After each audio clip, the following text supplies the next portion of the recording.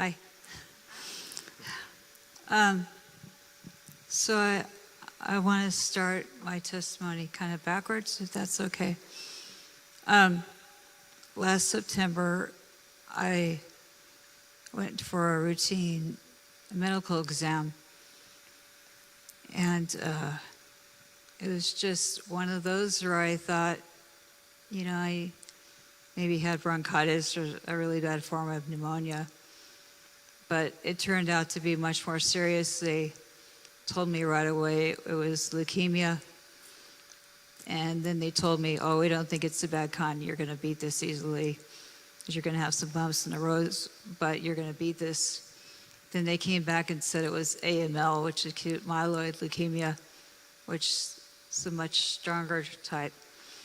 Then they came back and said it's got mutation with TP3, with MP3, and it's mutations missing legs. And I just thought, oh my God.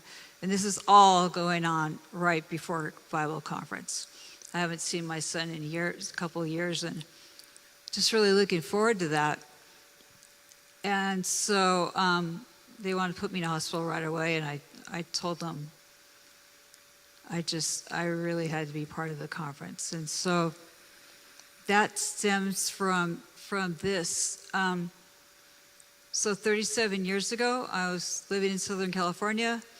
I had what would look like an ideal life. My parents worked at Warner Brothers. I got to meet every movie star I ever wanted to meet. But I was lonely and empty. And just because you have that lifestyle doesn't mean that it's enjoyable. It doesn't mean that you're happy. I had vodka stashed in my locker room.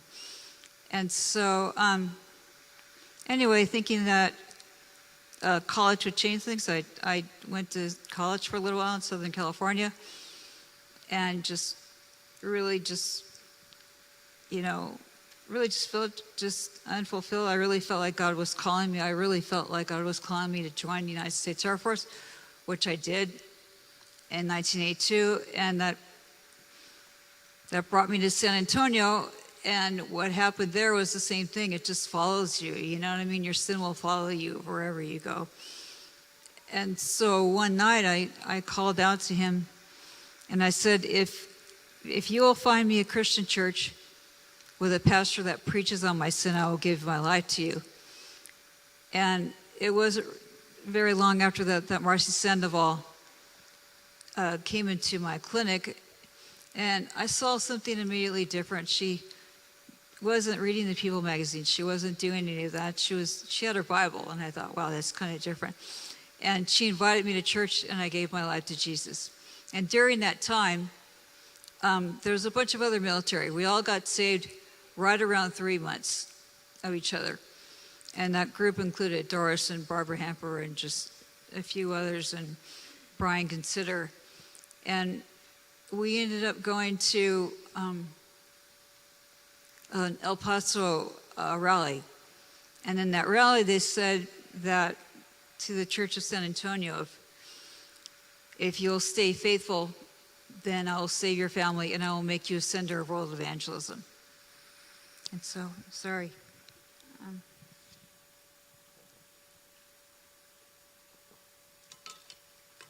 Anyway, cool. So we came back. We're super excited. And, we're going to reach the world, but there's only a few of us. And we just want to do something for God. Problem is that we were all about to get out of the Air Force right around the exact same time. Our enlistments were up, and we were going to go back to our hometowns. But we talked one night, and we just said, let's stay and see what God does.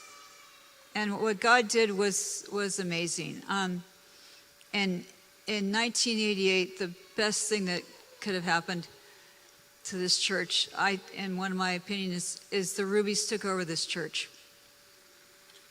We're just a handful of people that wanted to do something for God, but we were telling everybody we were going to, we're going to reach the world, we're going to have conferences, we're going to do that, but they gave us the vision to do it.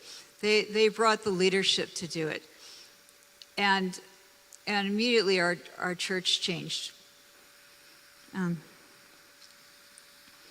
Also in 1988, I got married, and I really felt that, okay, so at that time everybody was called to preach, and so, I felt like that we were too. And so, but it doesn't happen that way, you got all these couples in the church, and not everybody's, called to preach. They're not all called to get sent out. But I still asked him, I said, I want to be a part of world evangelism. I want to reach the world for you, if you'll just show me how. And he did. It was, I really felt like I wanted to, there was a career, I felt like God wanted to change my careers, if that makes sense. And I prayed and prayed and prayed, and God opened the door for me to be a travel agent. And from there, he gave me contacts to help me out. What? Missionary rates. He helped me get missionary rates. He helped me get consulate rates. He helped me get missionaries into countries that before we just were having a hard time doing it.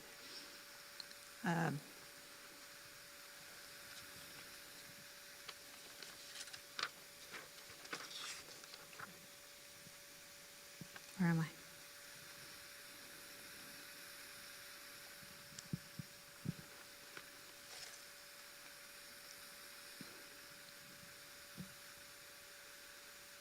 So, what also happened is that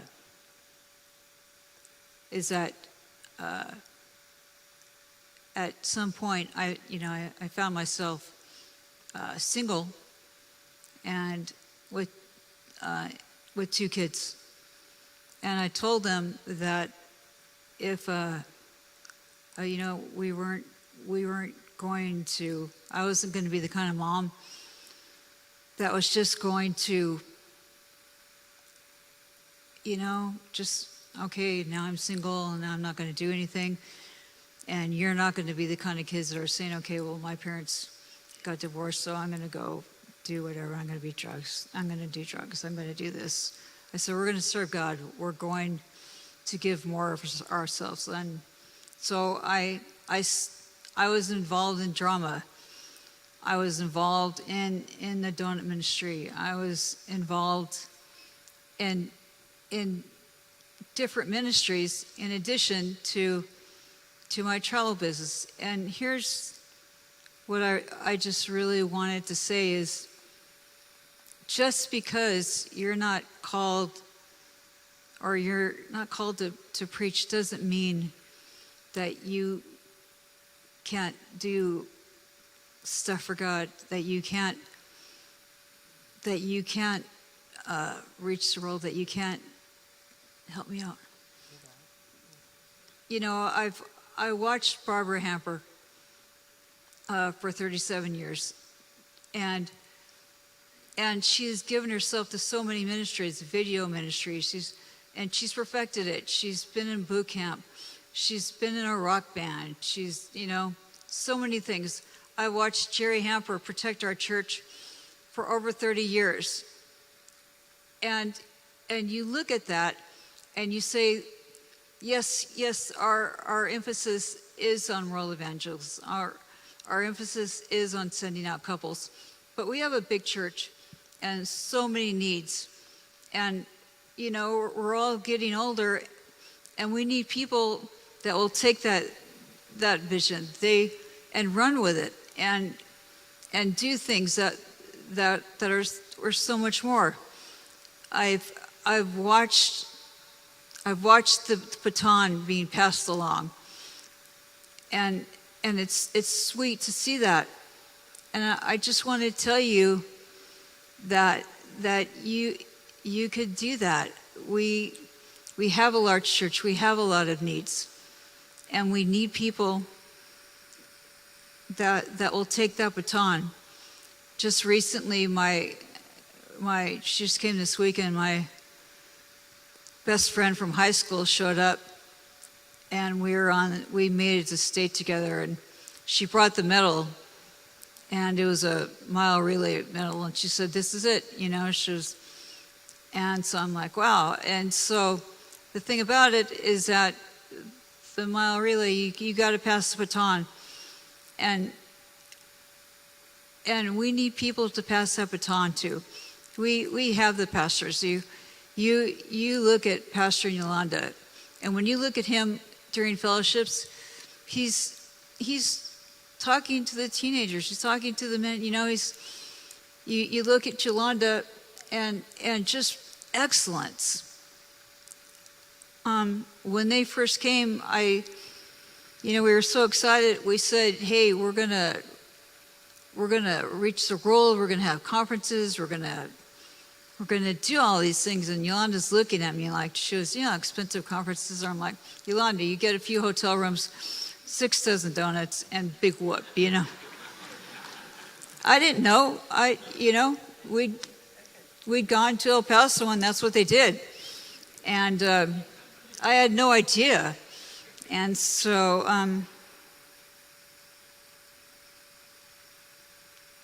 I think about people like Kathy Gonzalez. I think about Mrs. Passiani. And I think all those undercover things that people don't even realize, all of those ministries. And what?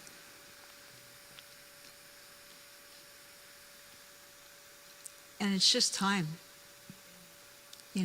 It's time. This church is 37 years old again, and it's 40, I think. I've been saved that long. I've watched it grow. I've watched young men, grow and become pastors. I watched my own sons. During this time, I have been blessed. The truth is that I don't know how much time I have left. It's not long. And so I look at that, but I could say that for 37 years,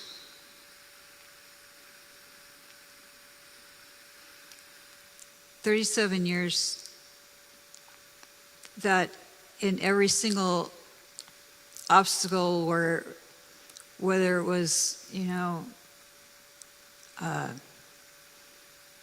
when I got divorced, God stepped into our family. He blessed me, and His faithfulness has been there for me. When I got leukemia, the interesting thing is that when I went into the hospital, I have this church that one night on my worst possible time, a bunch of you guys showed up, and you guys were cheering for me on top of the roof of the hospital at the worst time of my life. And I say that because God has been there during that time.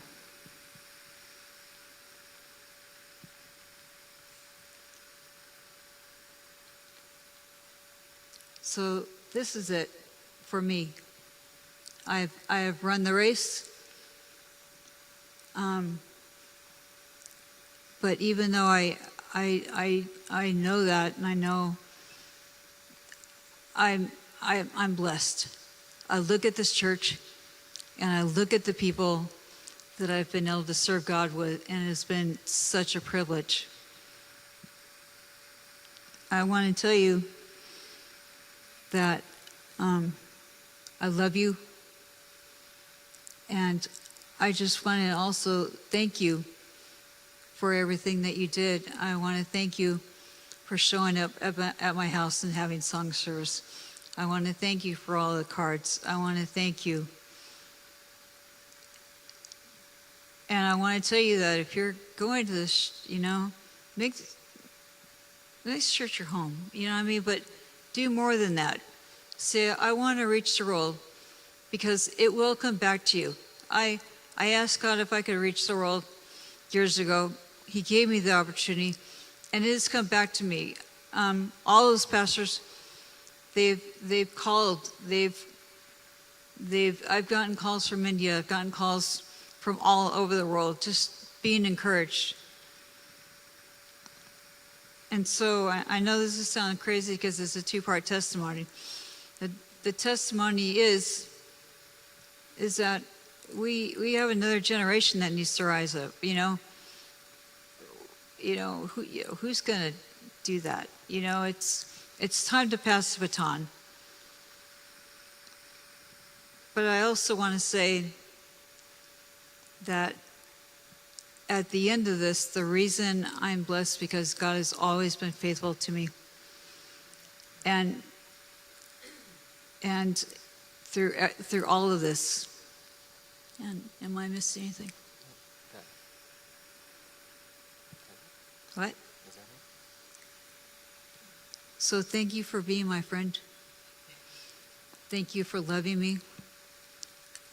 To Pastor and Yolanda, thank you so much for your leadership, for your guidance, and for taking this church to places that inspire others to do that, and to places like that. And I'm sorry this is not as polished as I would like it to be. And again, thank you for being my friend. Thank you for loving me. And that's it, right?